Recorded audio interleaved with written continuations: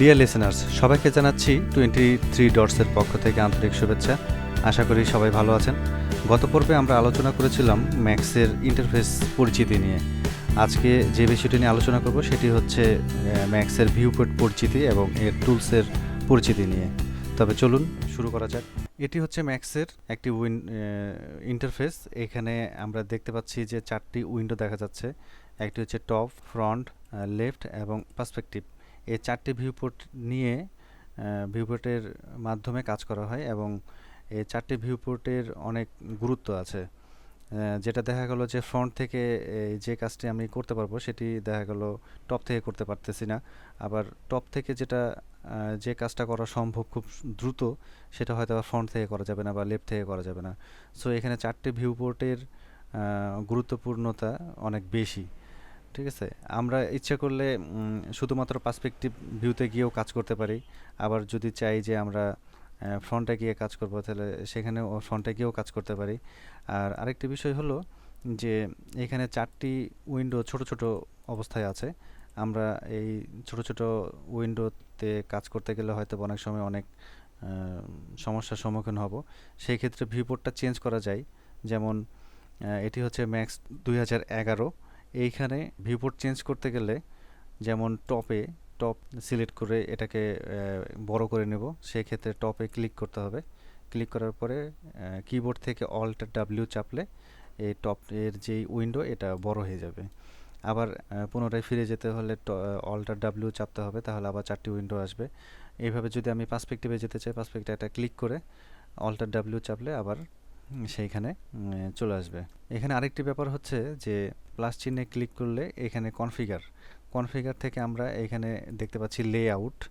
এই লেআউট আমরা এখান থেকে আমাদের ইচ্ছা মতো আমরা লেআউট এখানে চেঞ্জ করতে পারি। যদি চাই যে একটা উইন্ডো আমরা দিয়ে কাজ করব, সেক্ষেত্রে একটা দিতে পারি। এখানে 2টা লম্বালম্বিভাবে আছে, এটা দিয়েও কাজ করতে পারি, অথবা আড়াআড়িভাবে আছে, এটা দিয়েও কাজ করতে পারি। আমরা যেটা সিলেক্ট করব, করার পরে যেটা দিয়ে আমরা কাজ করতে আগ্রহী সেটা সিলেক্ট করার পরে দেন ওকে করলে সেরকম উইন্ডো চলে আসবে। এখন আর 4টি উইন্ডো নেই, এখন 2টি উইন্ডো আছে। এই হচ্ছে ভিউপোর্ট চেঞ্জ করার পদ্ধতি। আবার যদি আমরা চাই যে এইখানে এই বাম কোণায় একেবারে নিচের দিকে কোণায় একটি অপশন আছে যে ম্যাক্সিমাইজ ভিউপোর্ট আর মিনিমাইজ ভিউপোর্ট, সেখানে ক্লিক করলে দেখা যাবে যে যেটি সিলেক্ট ছিল, যেমন টপটা সিলেক্ট ছিল, টপের উইন্ডোটা বড় হয়ে গেছে। আমি যদি এখানে আবার ক্লিক করি, সেক্ষেত্রে আবার ওই আগের অবস্থানে চলে আসবে। এখন যদি আমি চাই যে ফ্রন্টে এখানে ক্লিক করার পরে এইখানে ক্লিক করলে ফ্রন্টের যে উইন্ডো এটি বড় হয়ে যাবে। আরেকটি ব্যাপার হলো যেমন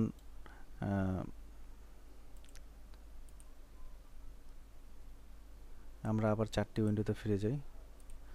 টপে গিয়ে আমরা Alt+W চেপে টপের উইন্ডোটা বড় করে নিয়েছি। এখন যদি আমি চাই যে এইখানে আমি পার্সপেক্টিভে যাব, সেক্ষেত্রে কিবোর্ড থেকে পি প্রেস করলে পার্সপেক্টিভে চলে যাবে। এখন এখানে আছে ওয়্যারফ্রেম অবস্থায় আছে এই অবজেক্টগুলো। এখন এগুলোকে যদি আমি পার্সপেক্টিভ মোডে নিতে চাই, সেক্ষেত্রে কিবোর্ড থেকে F3 চাপতে হবে। F3 চাপলে এইখানে এটা পার্সপেক্টিভ মোডে চলে আসবে। এখন কথা হলো যে এইখানে যদি আমরা দেখতে যাই মডিফাই গেলে দেখা যাবে যে 5টি সেগমেন্ট আমার এই অবজেক্টের মধ্যে 5টি সেগমেন্ট আছে, কিন্তু আমি দেখতে পাচ্ছি না। সেক্ষেত্রে কিবোর্ড থেকে F4 চাপলে এটার এজগুলা এটার সেগমেন্টগুলা খুব সুন্দর করে দেখা যাবে। আবার যদি F4 চাপি তাহলে এটা ইনভিজিবল হবে, আবার যদি F4 চাপি এটা ভিজিবল হবে। ঠিক আছে, এই হচ্ছে এই ভিউপোর্টের কাজ। এরপর যেটি দেখব সেটি হচ্ছে ম্যাক্সের টুলসের পরিচিতি। ম্যাক্সে হাজার হাজার টুলস আছে, সেইখান থেকে সবচেয়ে গুরুত্বপূর্ণ টুলস যেগুলো সেগুলো নিয়ে আমি আলোচনা করব। সেটি হচ্ছে এইখানে আমি দেখতে পাচ্ছি যে সিলেক্ট অ্যান্ড মুভ। এখানে ক্লিক করলে দেখা যাবে যে এই টুলসটি দিয়ে আমরা কাজ করতে পারবো। মুভ আমরা এক্স অক্ষে বা ওয়াই অক্ষে বা জেড অক্ষে যেদিকেই আমরা টানাহেঁচড়া করতে চাই না কেন এটাকে টানাহেঁচড়া করতে পারবো। এরপরে আছে সিলেক্ট অ্যান্ড রোটেট। আমরা এটাকে বিভিন্নভাবে রোটেট করতে পারি। এই পাশ দিয়ে এই পাশে বিভিন্নভাবে রোটেট করতে পারি। এখন রোটেট করার ক্ষেত্রে একটা জিনিস হলো যে যেমন এই বক্সটি, আমরা টপে যাই, টপে গিয়ে দেখি যে এই বক্সটি যখন রোটেট করব, এখন রোটেট করলে এখানে আম, দেখতে পাচ্ছি যে 5, 10, 15, 20 এইভাবে করে মানে 5 ডিগ্রি অ্যাঙ্গেলে প্রতিবার মুভ হচ্ছে, রোটেট হচ্ছে। তো এটিকে সেট আপ করতে চাইলে এখানে দেখব যে অ্যাঙ্গেল স্ন্যাপ আছে। এটার উপরে রাইট বাটন ক্লিক করলে একটি উইন্ডো আসবে। এইখানে দেখতে পাচ্ছি অ্যাঙ্গেল লেখা আছে 5 ডিগ্রি। এখানে আমরা চাইলে 45 ডিগ্রি করে দিতে পারি, তাহলে আমরা যতবার এটাকে ঘোরাবো 45 ডিগ্রিতে এটা একবারে ঘুরে যাবে। যেমন এখন যদি ঘোরে এই যে 45 ডিগ্রি, এই যে 90 ডিগ্রি, তাহলে এটির মাধ্যমে আমরা খুব সহজে এবং দ্রুত রোটেট করতে পারবো। এরপরে যেটি দেখব সেটি হচ্ছে যে ইউনিফর্ম স্কেল টুল। এটির মাধ্যমে আমরা এটা যদি ক্লিক করি তাহলে আমরা স্কেলের জন্য অপশন পাবো। আমরা এইভাবে স্কেল করতে পারি, অথবা মাঝখানে ধরে যদি এটাকে ড্র্যাগ করি তাহলে এটা ছোট বড় হবে এবং সমান তালে হবে। যেটা আমরা পার্সপেক্টিভে গিয়ে দেখব সেটি হচ্ছে যে আমরা যদি মাঝখানে এটাকে ড্র্যাগ করি তাহলে দেখা যাবে যে সমান তালে সব দিক দিয়ে বড় হচ্ছে। আর যদি ওয়াই অ্যাঙ্গেলে এটাকে টানাটানি করি তাহলে দেখা যাবে যে ওয়াই অ্যাঙ্গেলে বড় হচ্ছে, এক্স অ্যাঙ্গেল টানলে এক্স অ্যাঙ্গেলে বড় হবে। এই হচ্ছে এই 3টি টুলসের কাজ। এরপরে যেটি দেখব সেটি হচ্ছে স্ন্যাপ। স্ন্যাপটা মডেলিংয়ের ক্ষেত্রে, ম্যাক্সে মডেলিংয়ের ক্ষেত্রে মানে সবচেয়ে গুরুত্বপূর্ণ একটা বিষয়। এটির মাধ্যমে স্ন্যাপ, যেমন এইখানে যদি দুটো বক্স করি, এই বক্সটাকে এই বক্সের সাথে আমরা এইখানে এই সারফেসের সাথে এই সারফেসটা আমরা একসাথে অ্যাড করে দেব। সেক্ষেত্রে স্ন্যাপ অন করলে দেখা যাবে আমরা যদি ওয়াই অ্যাঙ্গেলে টেনে এখানে দিই তাহলে এটা স্ন্যাপ হয়ে গেল, এখানে আর কোনো ফাঁক নেই। ঠিক আছে, এই হচ্ছে স্ন্যাপের কাজ। আর অ্যাঙ্গেল স্ন্যাপের কাজ দেখিয়েছি। এরপরে আছে এইখানে সিলেক্ট অ্যান্ড লিঙ্ক। এই বক্সটাকে বা এই সিলিন্ডারটাকে এই বক্সের সাথে লিঙ্ক করে দেব। সেক্ষেত্রে এটাকে সিলেক্ট করার পর এখানে লিঙ্কে ক্লিক করে এটি দিয়ে এটার সাথে লিঙ্ক করে দিলাম, ড্র্যাগ করে দিলে এটা লিঙ্ক হয়ে যাবে। এখন যদি এই বক্সটাকে আমরা মুভ করি দেন সেটাও মুভ হয়ে যাবে, সিলিন্ডারটাও মুভ হবে। ঠিক আছে, কিন্তু আমরা যদি সিলিন্ডারটাকে মুভ করি কিন্তু এই বক্সটা মুভ হবে না। কারণটা হচ্ছে যে এই বক্সের সাথে এই সিলিন্ডারটাই লিঙ্ক করা আছে। আবার যদি আমরা এখন আনলিঙ্ক করতে চাই সেক্ষেত্রে এটাকে ধরে এখানে আনলিঙ্কে ক্লিক করলে এটি আনলিঙ্ক হয়ে যাবে। এই হচ্ছে লিঙ্ক অ্যান্ড আনলিঙ্কের কাজ। এরপর আমরা দেখব এখানে আছে মিরর। আমরা এই বক্সটিকে মিরর করতে চাচ্ছি, সেক্ষেত্রে এই এক্স, ওয়াই, জেড এইভাবে বিভিন্ন অ্যাঙ্গেল আছে যেটাতে আমরা এটাকে মিরর করতে পারবো। এরপর আমরা দেখব এখানে আছে ম্যাটেরিয়াল এডিটর নামে একটি অপশন। এখানে ক্লিক করলে আমরা দেখতে পাচ্ছি যে ম্যাটেরিয়াল এডিটর নামে একটি উইন্ডো এসছে। এই ম্যাটেরিয়াল এডিটর এই উইন্ডোর মাধ্যমে, ম্যাটেরিয়াল এডিটরের মাধ্যমে আমরা বিভিন্ন ধরনের অবজেক্টে বা বিভিন্ন ধরনের মডেলে আমরা টেক্সচার করে থাকি বা রং দিয়ে থাকি। বাস্তবে যদি আমরা একটি বিল্ডিংকে ধরি সেক্ষেত্রে দেখা গেল একটি বক্স আমরা এখানে ড্র করে এখানে আমরা যদি একটি বিল্ডিংকে বোঝাতে চাই সেক্ষেত্রে আমরা বিল্ডিংয়ের একটি পিকচার বা বিল্ডিংয়ের এক পাশের একটি ছবি আমরা এখানে অ্যাসাইন করে দিব। সেটি অ্যাসাইন করতে হলে এখান থেকে যেতে হবে ডিফিউজ থেকে বিটম্যাপ। এরপর আমি যে টেক্সচারটা দিতে চাই সেটা এখান থেকে অ্যাসাইন করে দিতে হবে।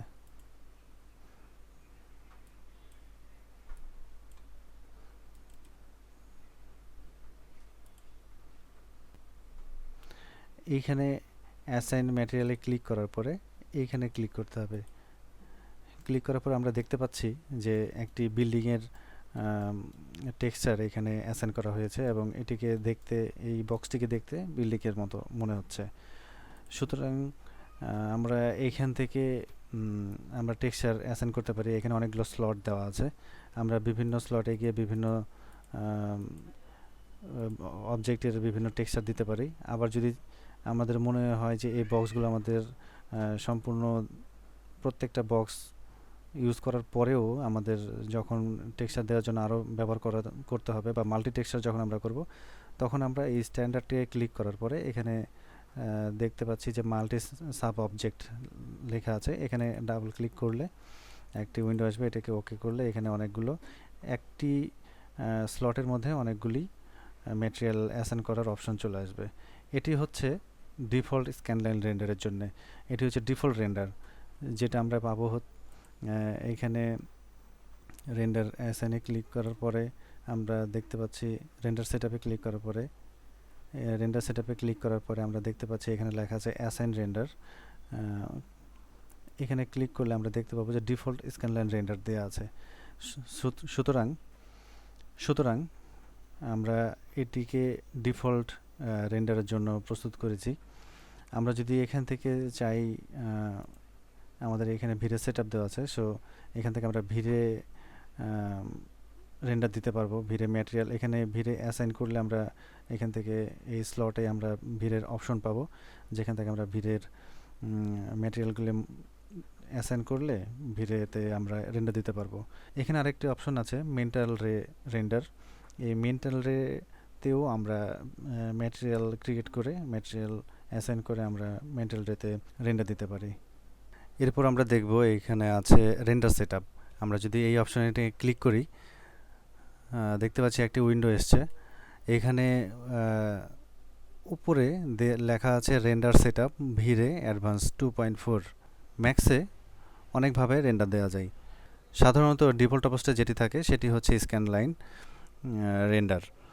এছাড়াও ভিরে রেন্ডার থাকে, মেন্টাল রেন্ডার থাকে, এছাড়াও থাকে কর্নার রেন্ডার। তবে সচরাচর আমরা যেটি ব্যবহার করে থাকি এবং বহুল পরিচিত রেন্ডার সেটি হচ্ছে ভিরে রেন্ডার, এবং বর্তমানে কর্নার রেন্ডারটাও অনেক জনপ্রিয় হয়ে উঠেছে। আমরা এখন দেখব কিভাবে রেন্ডার দেওয়ার জন্য সেটআপ করতে হয়। আমরা প্রথমেই দেখতে পাচ্ছি যে এখানে লেখা আছে কমনে এসে আমরা নিচে গিয়ে এখানে লেখা দেখব অ্যাসাইন রেন্ডারার। এইখানে এই অপশনেতে ক্লিক করলে এখানে ডিফল্ট অবস্থায় স্ক্যান লাইন এটি থাকে, ডিফল্ট স্ক্যান লাইন রেন্ডার। এখান থেকে আমরা ভিড়েতে দিতে চাইলে এখানে ক্লিক করে আমরা ভিড়ে সিলেক্ট করে ওকে করতে পারি, এবং এইখানে দেয়া আছে স্ক্যান লাইন রেন্ডারার। এখানে ক্লিক করে আমরা ভিড়ে আরটি সিলেক্ট করে দেব। এখন আমরা ভিড়েতে রেন্ডার দিতে পারবো। ভিড়েতে রেন্ডার দিতে হলে এখানে অনেকগুলো অপশন দেখা যাচ্ছে, এগুলো পরবর্তীতে এ নিয়ে আলোচনা করব। তবে ম্যাক্সে যে টুলসগুলোর কাজ দেখানো হলো মূলত এগুলি হচ্ছে প্রাথমিক অবস্থায় শেখার বিষয়। এই টুলসগুলো দিয়েই মূলত ম্যাক্সের ম্যাক্সিমাম মডেল আমরা তৈরি করতে পারবো। এগুলোই হচ্ছে বেসিক জিনিস। এই বেসিক জিনিসগুলো ভালো মতো প্র্যাকটিস করলে পরবর্তীতে অ্যাডভান্স যে টুলসগুলো আছে সেগুলো দিয়ে আমরা কাজ করতে পারবো। তবে আজকে এ পর্যন্তই। ভালো থাকবেন সবাইকে ধন্যবাদ।